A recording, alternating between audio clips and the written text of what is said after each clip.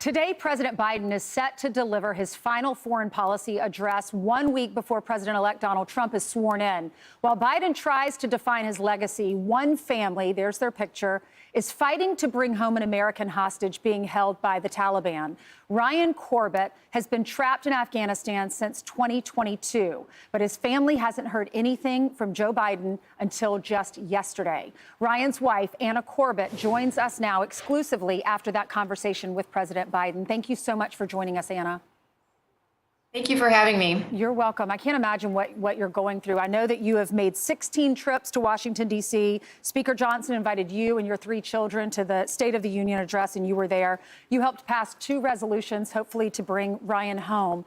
But you just heard from President Biden yesterday, despite your efforts. You've been trying to get in touch with him for a long time, right? That's correct. I've been asking for a meeting. I was told and promised I would meet with him directly.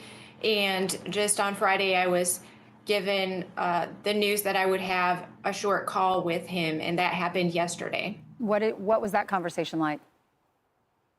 He was very kind and empathetic, but what I heard him say is that he is not bringing Ryan home, and that was absolutely devastating because, as you just said, I have been advocating fiercely on Ryan's behalf, on my family's behalf. Ryan just keeps missing milestones, and he should be part of teaching Caleb how to hunt. Caleb shot his first buck last year without Ryan, and Ketsia was voted prom queen without Ryan, and Ketsia graduated from high school without Ryan, and it is getting too long. And to hear after all this effort that there is a deal on the table, there is a way to bring Ryan home, and it's not being taken is incredibly crushing to our family. Yeah, Anna, there were reports that surfaced last week about a deal to trade 3 American hostages, one including Ryan, for one of the prisoners at Gitmo with ties to Osama bin Laden. I know that you went down to Palm Beach. You're from New York. You went down to Palm Beach. You camped out in front of Mar-a-Lago, and Donald Trump got word that you were there. What happened next? I have been down here for a couple of days, and I have heard from several that President Trump is concerned about our family. He knows that we are down here. He knows about our situation and is very concerned. And amazingly, yesterday he sent his incoming national security advisor to meet with me where I was. And incoming national security advisor Mike Waltz actually gave us more than an hour just listening to our story and hearing about the situation. It was just mind-blowing because it took 16 months to actually get a meeting where I traveled to D.C. to meet with the current national security advisor, Jake Sullivan. And this shows that President Trump is very concerned, is wanting to prioritize our family. I know he's tough. He wants to make deals.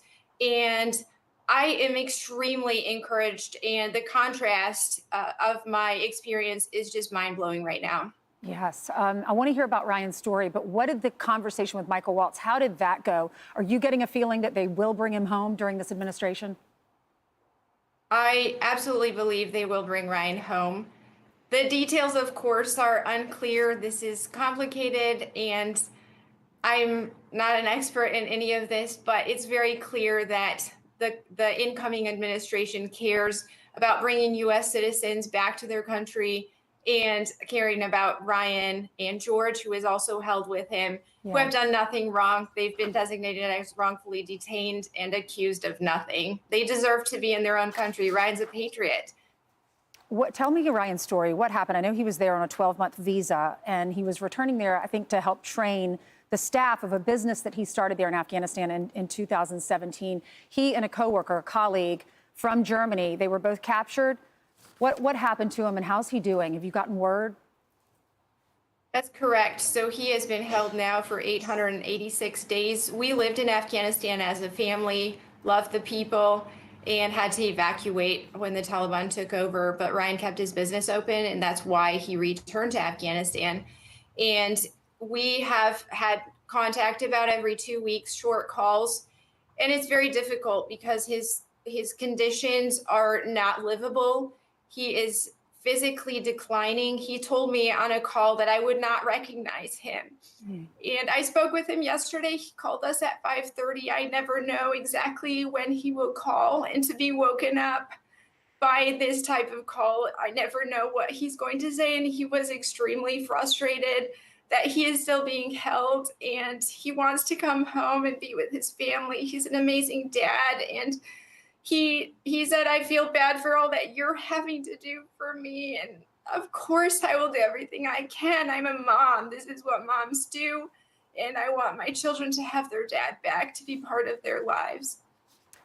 Yeah, Anna, we're all praying for you. Everyone watching, say a prayer that we can bring Ryan home safely so that he can be a father and a husband. You clearly are an amazing wife. He's so blessed to have you in his life. You're a fighter. Keep fighting.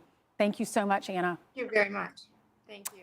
I'm Steve Ducey. I'm Brian Kilmeade. And I'm Ainsley Earhart. And click here to subscribe to the Fox News YouTube page to catch our hottest interviews and most compelling analysis.